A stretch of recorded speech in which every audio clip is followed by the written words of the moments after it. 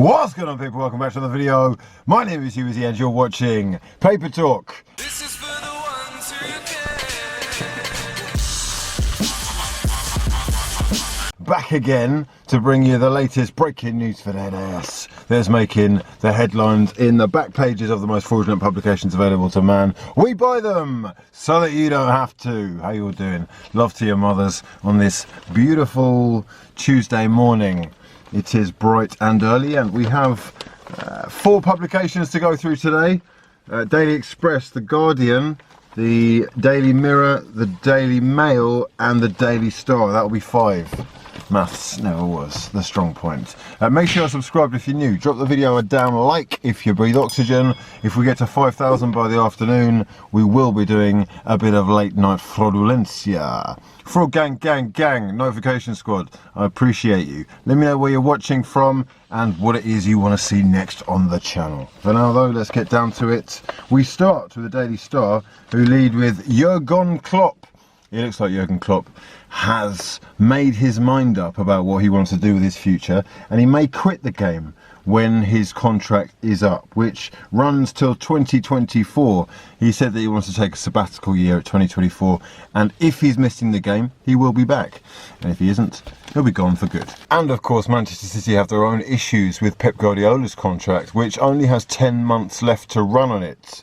It's said that he is going to be meeting with Khaldoon Al-Mubarak in the next week, with club bosses keen to tie him down to a deal which will see him at the Etihad until 2023. Daily Mail going with defiant De Gea vows I'm still number 1 at United, saying that he will fight to stay as Manchester United's number 1, and insisting that he never lost belief in himself. I don't know how much he believes that, never mind me. He came under a lot of fire last season. The paper also saying that Henderson is likely to go out on loan again after 2 seasons at Sheffield United, even though the 23-year-old has made no secret of the fact that he wants to play, or at least fight, for a place at Old Trafford. Big news for Arsenal in that Pierre-Emerick Aubameyang looks to have agreed a new 3-year contract. Only 12 months on his current deal left, and the 31-year-old will stand to earn upwards of £250,000 a week. Arsenal are drawing up the formal paperwork, and they're going to put finishing touches to the deal when the player returns to pre-season training at the start of next week. That is very promising news, and there's more Arsenal content in the Mail as well, with all change at Arsenal. Just some details again from Sami Mokbel about the head of football, Ralph Sanehi, being replaced or made redundant, the parting of ways, and the club very keen to put the message out to the media that there is no internal investigation going on into the Nicola Pepe deal or anything else at the club. Very keen to put that one to bed, and I'm sure that ESPN have been threatened with legal action unless they take that story down.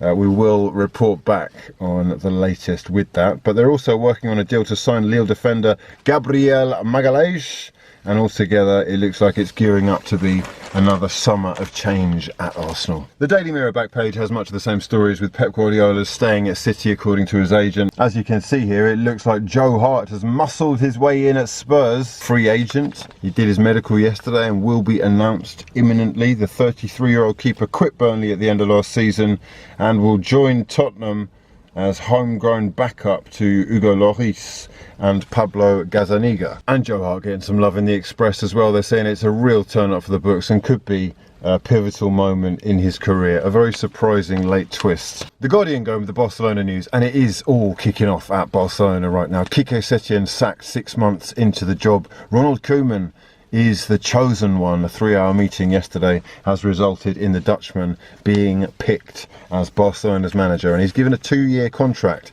He did have a kind of get-out clause from the Netherlands job, which he was so keen to stay in that he rejected Barcelona's first approach, which I think was in January. What we should remember with this is that there are going to be presidential elections in March, and Bartomeu is probably going to be gone, and as a result, whoever comes in is going to have the final say, and of course Koeman's future will be in his hands. Victor Font, who is the favourite to win the presidential election, has made no secret of the fact that he wants Xavi Hernandez to come in should he get the job. More heads will roll. I think Abidal could be next. He is the 4th sporting director that Bartomeu has had and I'm not sure that he's going to last much longer himself. Crazy times at Barcelona right now. I don't know how they get out of the hole that they're in, but for the time being, Ronald Koeman will be their next manager. And the Daily Mirror going with Barcelona crisis, Catalans go Dutch. Can Ronald Koeman sort out the Messi at Barca? Lionel's lined up for a move to Manchester City or Inter Milan, say Argentine reports. And that is going to be his first job as Barcelona manager, isn't it? One of the most crucial jobs. Can you keep Lionel Messi happy or on board at all? Because as it stands, recently he's fallen out with Abidal. He's called out the whole board. He's called his own squad weak and mentally frail for failing to get anything from a 10-man Osasuna that cost them the league title, and clearly frustrated. He hasn't spoken publicly since they were thrashed 8-2 by Bayern Munich. What next for Lionel Messi, and what do you think that Ronald Koeman can achieve at the Camp Nou? David Silva shocked a lot of people yesterday by signing for La Liga side Real Sociedad instead of Lazio, as so many had expected. The Manchester City legend will be honoured with a statue outside the Etihad after his 10 years of service, 436 games, 14 major trophies. Definitely a legend, and him and Vincent Kompany are going to be getting one, both of which will be unveiled in 2021. Now, Pep Guardiola has been questioned a lot lately. Hasn't won the Champions League since 2011 now, and people beginning to wonder if that is ever going to happen again. Manchester City are going to be very active in the transfer window if these reports are to be believed as well. 3 targets here. I don't know how realistic the middle one is. They're saying Lionel Messi worth 100 million at his age, Harry Kane 150 million, I don't know what kind of drugs they're smoking, and Kalidou Koulibaly on 70 million. That's probably the most realistic one, but because of City's awkward relationship with Napoli, it could be difficult to get that deal done. Kylian Mbappe back for the Champions League semi-final tonight. We have got RB Leipzig against PSG. Neymar, Angel Di Maria, Mauro Icardi all lining up as PSG chase their first Champions League final tonight, and tomorrow it is Lyon against Bayern Munich. I mean, after the shock 3-1 victory the other night, can they pull off the unthinkable against the German machine? In the Daily Express, we're looking at Inter Milan 5, Shakhtar Donetsk 0. Romelu Lukaku with a brace to help put Inter Milan into the final against Sevilla. He has now scored in 10 consecutive Europa League games, 33 this season, and 2 more last night. Romelu Lukaku, all guns blazing, going into another European final. Now, as they've been knocked out by Sevilla, Manchester United are obviously making the headlines, and people are beginning to wonder what they've got to do to fix this puzzle. And it is, ironically, Manchester United targets that we look up here. 3 stars on Ole's radar. Gabriel Magalhaes, he's an Arsenal target as well, hands off.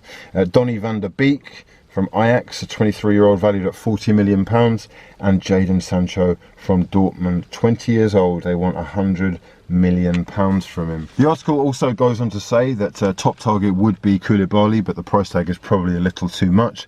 They're still interested in Aston Villa's Jack Grealish and Ajax's Donny van der Beek, as we saw here. The Guardian are saying that Arsene Wenger's been offered the Netherlands job with Ronald Koeman going to Barcelona. Brighton and Sheffield United are both closing in on Darwin Núñez, 21-year-old from Almeria, could cost about £15 million. Oh, this is great. PSG's Edinson Cavani, the 33-year-old, is a free agent and is currently being chased by Leeds United and Benfica. I would love to see Edinson Cavani in the Premier League before it's too late. Maybe it already is.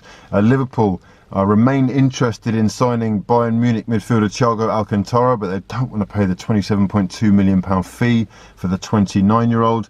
And Manchester City are reigniting their interest in Napoli's Senegalese Kalidou Koulibaly. We say that every single day. When are they going to make a bid? This is quite funny, I guess. Dortmund chief Hans-Joachim Watzke has claimed that the club are under no pressure to sell Jadon Sancho, even though there are accounts that show a £40 million loss for the financial year just gone. I wouldn't be surprised if we see some progress with that pretty soon. Let me know your thoughts in the comment section below. Subscribe if you're new, and drop the video a damn like if you breathe oxygen. Let me know if you've got any comments or questions down below, and I'll get back to as many of you as I can. You can follow me on all the social media links that you see in the description box below. For now though, I've been Hugh Wizzy, and this has been a lot of fun. Peace.